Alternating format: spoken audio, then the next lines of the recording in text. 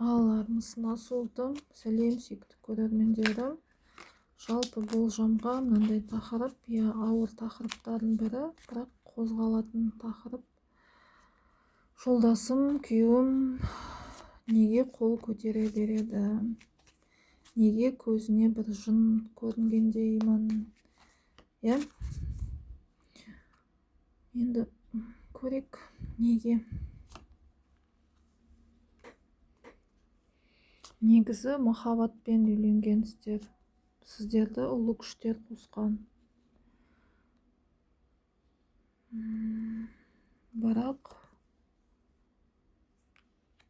бір ауытқу сияқты ай толғанда, болмаса ай туғанда бір ішкі бір ауыртпалық, бір қиянаттар бір қосылып кететкен.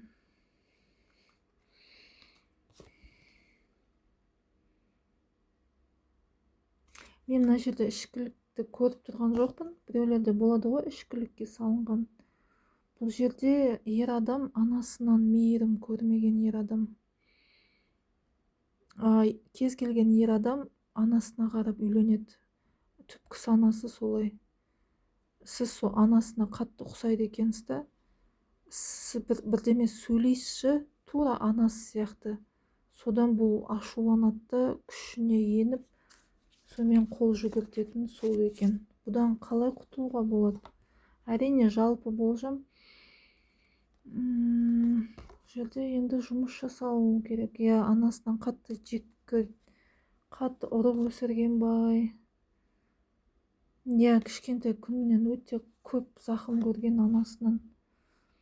Бұл жерде мен сияқты болмаса кәдімгі психотерапевтке, психологқа көрсету керек.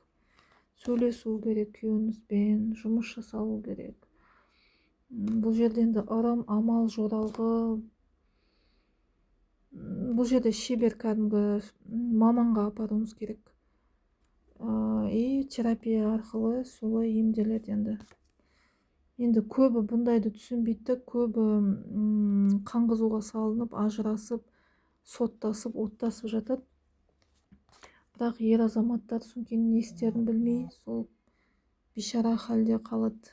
Бұл жерде күйеуіңізге көмектескіңіз келсе, ол өте керемет ер адам, өте керемет ер адам. Бұл жерде сол терапияға жүгіну керек.